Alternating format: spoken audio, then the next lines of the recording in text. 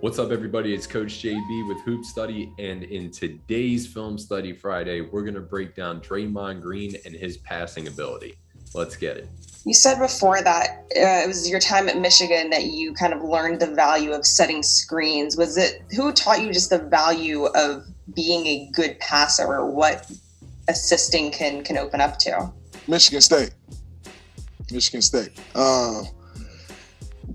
I think I've always been a pretty good passer. And my uncle, he didn't necessarily teach me how to pass. He taught me how to read the game of basketball, and my Uncle Benny, I think, when it comes to teaching kids how to play and teaching them, how to see the floor and help side defense, like, it goes back to my upbringing and my uncle actually taking the time and teaching us the game. A lot of coaches, they, as kids, they take the ball, they roll the balls out and say, hey, let's go play, and, you don't necessarily learn the game. We would go two or 3 weeks of practice and really not scrimmage. It's more so drills and help side defense and back screen, back cuts, and, different stuff like that. So I got to give a lot of credit to my Uncle Benny. He really just taught me how to read the floor and how to understand the game of basketball and take what the defense is giving. So as Draymond said, it's not so much about the passing ability itself. It is important to be able to pass a basketball, the chest pass, bounce pass, overhead pass, different things like that, but it's more about reading the game, and that's what we're going to focus on in this video.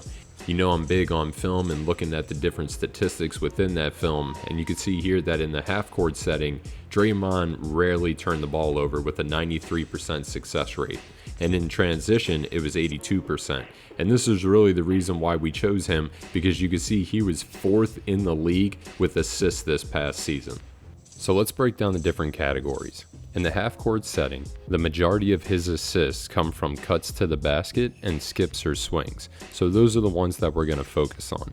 And in transition, for his last 30 assists, we see that a hit up for a layup, driving pass for a layup, and a driving pass for 3 are his top 3 categories. So there's some different nuances we need to look at. First, look here how he goes to throw a pass, realizes it's not the best one, and he brings it back. Instead, he gets the ball back and then finds a better pass to make. So understand that the first pass might not always be the best pass. In our next clip, you see that they're running a set and he's being patient. Understand that he's still reading the defense and making sure that he throws a quality pass. And I think that's something that can't be understated. It's that the quality of the pass is of the utmost importance. If you're not throwing a quality pass and your teammate is bobbling the ball, then they're probably not being set up for success. The next part is actually having the ability to deliver the ball on time and on target. You'll notice that the majority of these passes off of cuts have to be on time and on target, or it's not going to result in a basket. Now, there are going to be times where you need to just read the defense and get the ball to a player so they can make a play on the court. So let's practice that with the next clip. Based on what you see with the defense, what is the best option you see here? Is it blue for a corner 3, white for a backdoor, or red for a lift or shake? If you chose red, hit for a lift or shake, then you would be right. But let's run this clip back and explain the why. If we look at our first option, a direct pass to the corner, there's a help defender here, and they're probably going to step in and take that pass. Our second option of hitting the back door, that help defender can still get there and guard that as well. But because of where the cutter's defender is looking towards the basket and the help defender is looking at that cutter, the shake or lift is going to be the best option because they're preoccupied with the cutter. And again, I just want to re-emphasize the point that your passes need to be of the utmost quality. Look how this pass right here is thrown directly to where the shooter is going to end up. There's not any bobble of the ball. The ball is coming directly into the shooting pocket and he throws a perfect pass. Now, getting back into the transition side of things, remember his top 3 categories are a hit up for a layup and a drive and then pass for a layup and a drive and a pass for 3. Now, the game of basketball at a high level is fast as it is, but when we're talking about playing in transition, it's lightning quick.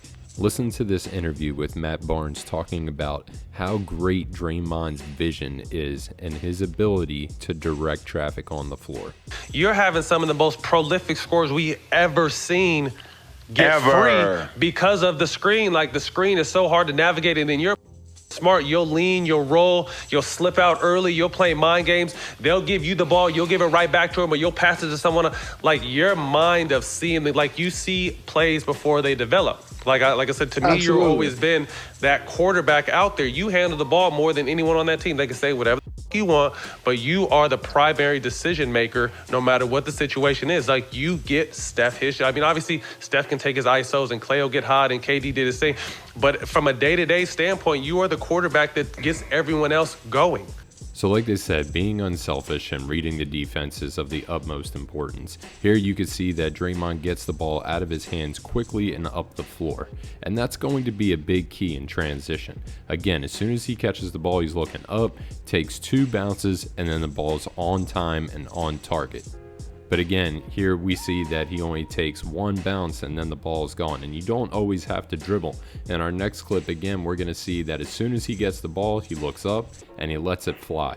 So he's hitting people on time, on target. But the biggest thing is he's reading the defense so he can see what he has. Let's check out a couple of these clips live so you can see how it flows in the game. Couldn't get it to go. And the rebound taken in by Looney.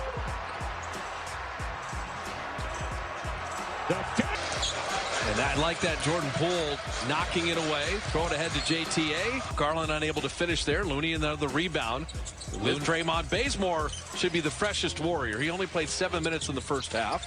Now, it's also important to understand that with these great assists that you're going to have, turnovers are going to occur. But what can't happen is that you throw a turnover and then it turns into a basket on the other end.